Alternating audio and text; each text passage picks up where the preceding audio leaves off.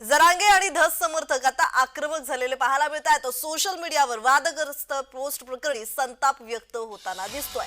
बीडच्या पाटोदा पोलीस ठाण्यात समर्थकांनी ठिय्या आंदोलन केलंय। वादग्रस्त पोस्ट करणाऱ्यांवर तात्काळ गुन्हा दाखल करा, गुन्हा दाखल होईपर्यंत उठणार नसल्याचा पवित्रा त्यांनी घेतलेला आहे। समर्थकांनी हा निर्धार घेतलाय। तर बीड मध्ये आता पाहायला गेला तर मनोज जरांगे आणि आमदार सुरेश धस यांच्या संदर्भात समाज माध्यमांवर वादग्रस्त पोस्ट केल्याप्रकरणी जरांगे समर्थक आणि धस समर्थक आक्रमक झालेले पाहायला मिळत आहेत। बीडच्या पाटोदा पोलीस ठाण्यात शेकडो समर्थकांनी ठिय्या केला।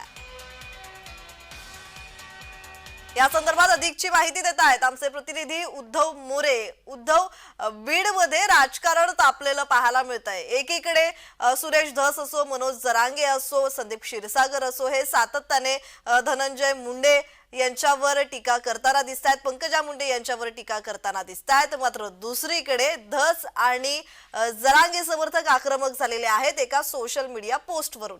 या संदर्भातला अधिकचा तपशील प्रज्ञा, नक्कीच, कारण की पाटोदा पोलीस ठाण्यामध्ये सध्या तणावाची परिस्थिती निर्माण झाली आहे। धस आणि जरांगे समर्थक यांनी तर कारवाई संदर्भामध्ये ठिय्या जे आहे ते या ठिकाणी मांडलेलाच आहे। जोपर्यंत गुन्हा दाखल होत नाहीत, आता गुन्हा दाखल झालेला आहे, काही वेळातच धस समर्थक उठतील। मात्र यामध्ये ट्विस्ट वेगळा आलेला आहे, कारण की या ठिकाणी आता मुंडे समर्थक देखील मोठ्या संख्येने जे आहेत ते पाटोदा पोलीस ठाण्यामध्ये आलेले आहेत। या ठिकाणी तणावाची परिस्थिती आता आपल्याला पोलीस स्टेशनच्या बाहेर बघायला मिळते, कारण की धस आणि जरांगे समर्थक आधीच या ठिकाणी ठिय्या मांडून बसलेले आहेत। आणि आता मुंडे समर्थकांनी देखील जरांगे पाटील यांच्यावर गुन्हा दाखल करण्याची मागणी घेऊन जे आहे ते पोलीस ठाण्यामध्ये आलेले आहेत। समोरासमोर यांचा सामना होतो का हे बघणं महत्वाचं असणार आहे, कारण की दोन्ही समर्थक जे आहेत ते आक्रमक आहेत। मात्र आता धस समर्थकांची मागणी जी आहे ते पोलीस स्टेशनने मान्य केलेली आहे। जे काही गुन्हा दाखल करण्याची प्रक्रिया आहे ती केलेली आहे।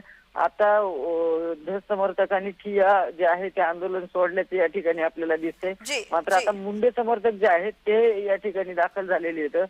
त्यांची कशा पद्धतीची मागणी आहे, काय निवेदन पोलिसांना देत आहे, हे पाहणं महत्वाचं ठरणार आहे। जी जी जी जी पाहायला गेलं तर उद्धव, संतोष देशमुख हत्या प्रकरणानंतर बीड मध्ये राजकीय वातावरण तापलंय।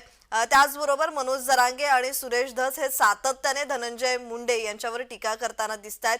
मनोज जरांगे यांनी सुद्धा प्रत्येक मोर्चात धनंजय मुंडे यांच्या विरोधात टोकाची भूमिका घेतलेली पाहायला मिळते आणि सतत सध्या या दोघांमध्ये आरोप प्रत्यारोप होताना दिसतायत। धनंजय मुंडे आणि अजित पवार सुद्धा यावर अद्यापही कोणतंही भाष्य नीटसं करताना दिसत नाहीयेत।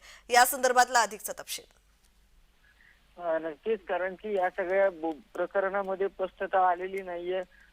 धनंजय मुंडे यांच्यावर आरोप होत आहेत, त्याचबरोबर दुसऱ्या बाजूला आता मुंडे समर्थक जे आहेत ते मैदानात आलेले आपल्याला या ठिकाणी दिसत आहेत।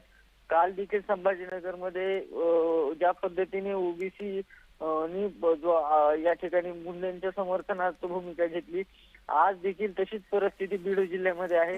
कारण की पाटोदा पोलीस स्टेशन मध्ये मोठ्या संख्येने जे आहे ते मुंडे समर्थक या ठिकाणी आलेले आहेत।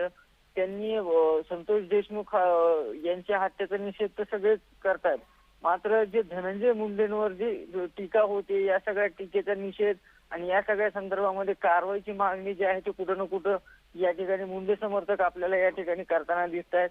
आता नेमकं या ठिकाणी या सगळ्या संदर्भामध्ये वातावरण तापलेलं असताना आता पुढं राजकीय जे वरिष्ठ नेते मंडळी आहेत त्यांची भूमिका अद्यापर्यंत स्पष्ट आलेली नाही। आपण बघितलं तर मुख्यमंत्र्यांनी देखील या राजकीय परिस्थितीवर बोलणं टाळलं, त्याचबरोबर धारण केलेलं आहे। त्यामुळे यांची नेमकी भूमिका काय ही लोकांना कळत नाहीये। एकदा यांनी या सगळ्या याच्यामध्ये स्पष्टता आणली। धन्यवाद उद्धव, तुम्ही दिलेल्या माहितीसाठी।